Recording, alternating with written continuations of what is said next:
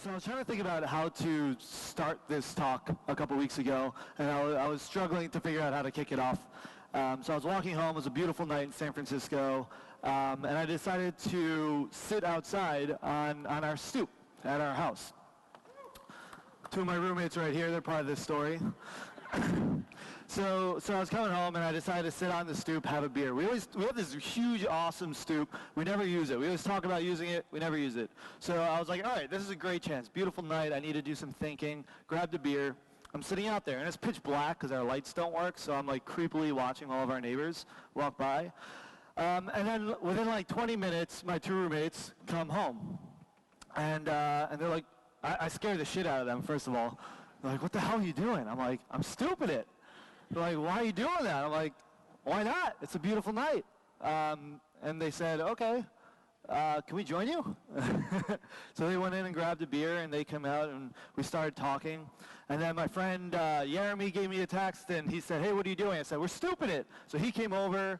Then our other roommate, Laura, came outside. She's like, what the hell's going on out here? Why are you all sitting on the stairs? And we're like, we're stooping it. So she came out too. And before we knew it, there was like 6 or 7 of us all hanging out there, talking about the stupid things that happened in the debate, sharing what happened in our day. And this was really interesting because we have 8 people who live in our house. We're in this like big, huge house, and it's really easy for people to just kind of go into their rooms on a day-to-day basis. So it's kind of hard to get everyone to hang out and come together. We always try to, but it's hard. But for some reason, me sitting on the stoop and having a beer brought everyone together. I thought, wow, that's a great way to start my talk at CMX Summit. So what happened there? Why did that work? I don't know. Right? I put myself in where they have to pass anyway, right? I put myself in their path. It was something different. It was something unique, something that caught their attention. If I sat in the living room, they would have said, oh, he's just sitting in the living room, I can go to my room. But the stoop was a unique experience, something they never tried before. It was powerful. And I didn't plan on that being a community experience, right? I just wanted to have a drink and think. But that's kind of how it works, right? When we're trying to build engagement for our community, sometimes you just try stuff and it works. Other times you try things and they don't work. So really experience is about building this community engagement is about just trying new things and actually just caring, like wanting to connect people, wanting to bring people together. How many of you are good at bringing people together? Yeah, all the hands should go up, unless you might be in the wrong conference. Right, so we're all really good at bringing people together. We're empathetic. We understand humans. Now, how many of you went to business school? All right, a few hands. How many of you studied data and analytics? All right, a few hands. Right? So you can see the difference here. For those of you who did study data analytics, please teach us everything you know. But for a lot of us, we didn't choose this path. We didn't decide, I want to be a community professional so I can be super wealthy and like take advantage of these massive business opportunities. We just care about people. We like people. We like engaging with people. So we started to pursue opportunities to be able to do that. And now companies are starting to hire us to do that because they're interested in community too. That's awesome. But we still have a huge problem. The number one reason, we did this big research project last year, the number one reason that communities fail is still for lack of internal support and resources. All right, of all the communities that failed, that's why. Not because we didn't build enough engagement, but because we didn't get enough support and resources. Why did we not get enough support and resources? Because we didn't make a clear business case. Because we're not able to convey the very specific value that community can bring to our business. So I want to share with you some ideas around how to convey that value and the larger trends that are happening. And I promise you, there's a massive opportunity right now. You all have this grand opportunity to do really amazing work and create crazy value. Now, I know what you're thinking. I've never trusted a man in a man bun before. I don't know why I should start now. I hear you. I hear you. A little judgmental, but I hear you. But so I don't know, I'm not the best at a lot of things. A lot of you are a lot smarter than me at a lot of these things, but I'm pretty good at spotting trends. I don't know if you know, this is my 3rd company. My first one was started in 2009. It was one of the first influencer marketing platforms ever. Before CMX, I ran a cooking company. We taught people how to cook online, and we were one of the first meal kit delivery services, which now there's like multiple billion-dollar companies in that space. And I've spent the last 8 to 10 years watching this space, watching it grow, writing about it. I was one of the co-founders of the CommunityManager.com about 6 years ago. So I've been writing about this stuff, studying it, learning about how it works, how different businesses are investing in it, talking to all of you. The reason CMX started in the first place is because I just kept meeting all of you, and we kept running into the same challenges, but no one was talking to each other. So this is what I've been watching and talking about for the last 8 years. So I want to share kind of how I see the trends and the shifts in the industry going, and I hope it will give you some clarity and language that you can use to convey the value you're creating and to know what is it that we're all doing here in this business world as community builders. So there's a few interesting trends happening right now, right? One, the sharing economy continues to grow. Pew Research just published a study that over 72% of Americans have now participated in sharing economy platforms. Ericsson just published a study that says by 2020, 70% of the global population will have smartphones, right? The millennials are now the largest generation in the workforce, right? Millennials who grew up on these online platforms, who expect to communicate on these platforms. And they also have a greater expectation of businesses to be purpose-driven and community-driven. Another really interesting study that was just released by Harvard Business Review was they looked at all the transformational business models that are being created now, the business models of the future, and they found 40 of them that are considered transformational business models. 29 out of 40 of them were based on a collaborative ecosystem. Businesses are investing in these collaborative platforms more than ever before. We see it everywhere, right? Hotels became Airbnb, taxis became Lyft and Uber, Rosetta Stone became Duolingo, right? Encyclopedia became Wikipedia.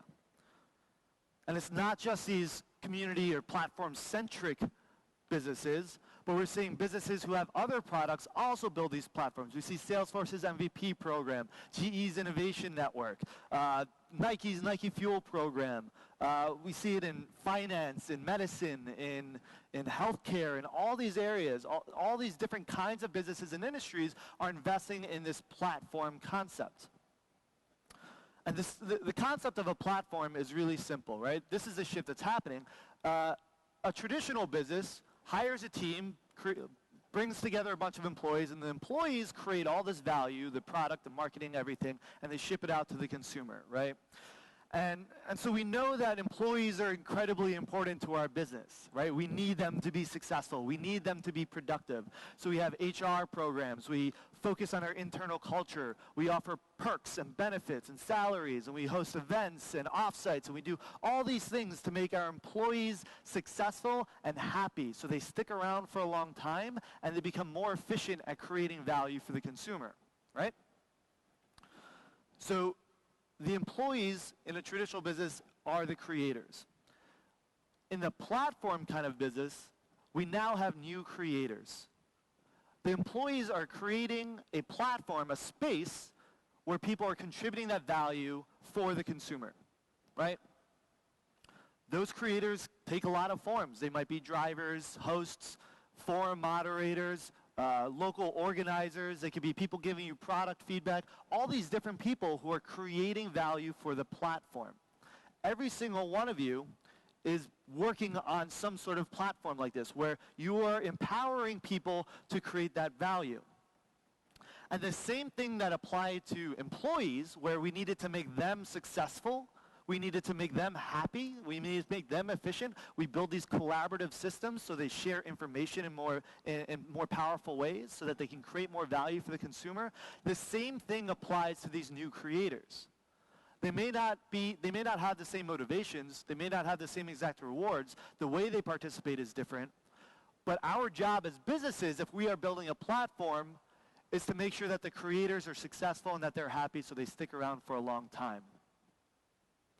And that is the value of community, right? The value of community is to create value. It's to fuel the creation of value. It's not about consumption. So if you're looking at community and you're saying, how can we build a community, and as a result, people are just buying more, you're missing that middle step of creation.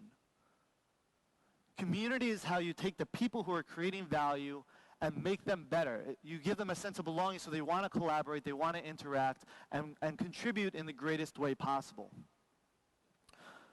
So a community isn't a platform. A platform is not a community. They're different, right? This space, this physical space we're in is a platform, right? It's a place where people can interact and connect and contribute value, right? Are you guys a community? Maybe, some of you, right? If you feel a sense of community, then you're a community. But just because you're here doesn't mean you feel a sense of community, right? Look at Airbnb as an example. You can be a host on Airbnb. You can post your apartment on the platform without ever interacting with other hosts or feeling a sense of community with those people, right? You can contribute to the platform without community. But Airbnb builds collaboration and they build community amongst their hosts because they know if they can connect them with each other, that they will contribute more value to the platform, right? They learn from each other how to be better hosts, how to create a better experience for their guests.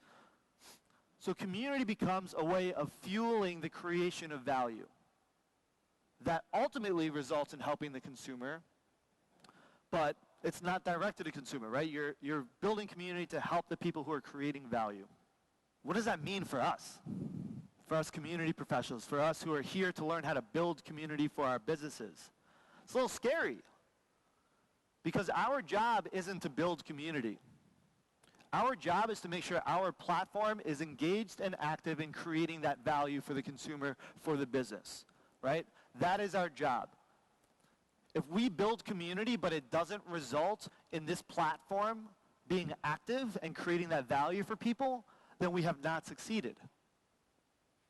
There are a lot of ways to fuel activity on a platform.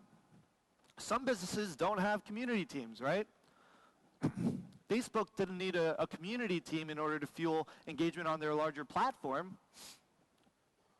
But that's because big social networks, they're more like technology that serves the existing relationships that you already have, right? We use Facebook with our friends, with our family, so we already have those relationships and that trust with people, so Facebook didn't need to create that. They just needed to create the technology, the platform to serve us. But for a lot of us, the people that we're serving, they don't already have those relationships. They don't already have those connections, and so community can fuel that, right? We believe that community can fuel this activity, this greater contribution to the platform. But it's not the end, it's the means to the end. So we all need to hold ourselves accountable to what is that value that the platform is creating for the business. And when we are able to drive that activity and we are able to drive that engagement and they come to us and they say, holy shit, how did you get this thing to be so active? People love it, they're contributing, they're motivated. How did you do this? You can look them in the eye and just say, community. But the value is in the community. The value is in what the community is fueling. It's that value that people are contributing to the platform. So I think we need to reframe the way we think about our industry a little bit. We're in this interesting world, right, where we're kind of like the middle people in between these communities, these very emotional, these very communicative kind of experiences, these very empathetic experiences, and the business world, which is data-driven, value-driven, ROI-driven. We need to be able to speak both languages. I think a lot of us are pretty natural at speaking the community language. We know how to connect with people. We know how to engage. But for a lot of us, the business language still doesn't come very naturally, right? How do you prove ROI? How do you prove value? How do you show the value of your work every single day the same way sales or marketing or any other department does?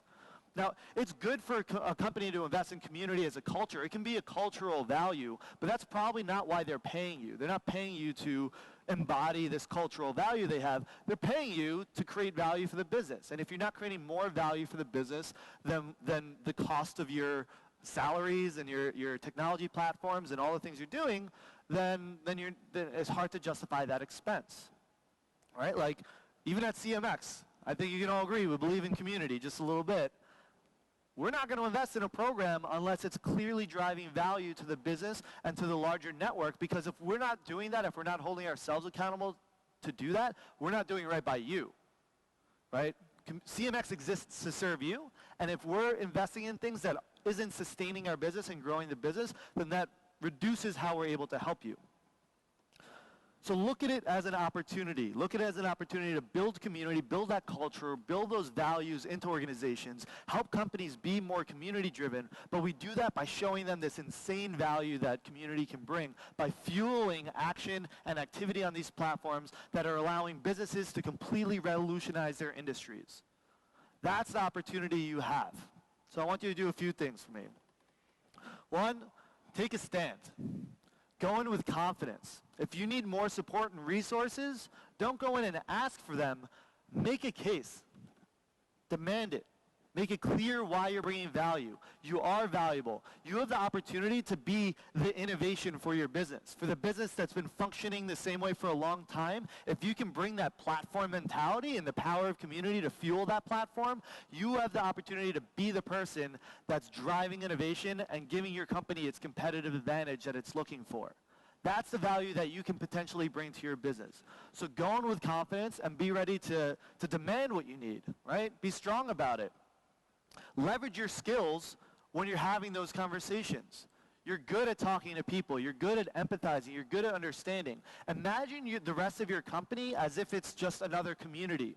What are their needs? What are the languages that they're using? What are their problems? How can you empathize with what they're looking for? Use the skills that you have to get people's buy-in, to get them motivated, to get them excited about community. Take the skills we have as community builders to build that internal movement within your organizations. All right? And finally, I want you to all just hold yourself and each other to a really high standard and set the example for each other. Because the coolest thing about this, so we started this conference 2 years ago, almost 3 years ago now. This is our 7th conference. And it's amazing to see the people who came to that first conference and now have hired 5 more people, and now 5 of them are here. Or those of you who came to that first conference and now your role has grown exponentially, and now you can come back and share with other people. So every single one of you in this room right now, the work you're doing, the things you're figuring out, even though it seems nebulous and it's hard and there aren't clear standards yet, the work you're doing now is going to be the example for the people 3 or 5 years from now. These are the strategies and the frameworks that they're going to be using, that are going to be in the community textbooks if we reinvent textbooks. This is what everyone is going to be coming to learn from. It's from you, from what you're learning and what you're sharing with each other. So take this opportunity. This is why CMX is here, right? CMX, in its purest form, it's just a platform. It's a platform for all of you to be able to share your knowledge. Whether it's on this stage at CMX Summit, we're scaling the CMX series programs now, so we'll have local events going all over the world, organized by local leaders who are here in this crowd. We have the online community with thousands of people who are ready to answer your questions and support each other. We're now going to be scaling up the CMX training program, so you can learn all about that at the education station. We want to find every single one of you. Every time you learn something, if you specialize in support communities, moderation communities, how to scale your community, measurement, anything, we want to take that and provide it in really professional training and content and share it. So use this opportunity, share it with each other, support each other, but hold yourself to that high standard and hold each other to that high standard. Because we have a massive, massive opportunity to create incredible value for businesses and incredible value for the rest of the world. Take that opportunity, help each other succeed, and hopefully when we do this conference in 5 years from now, we'll be looking back and laugh that we ever questioned the value that we could create for businesses.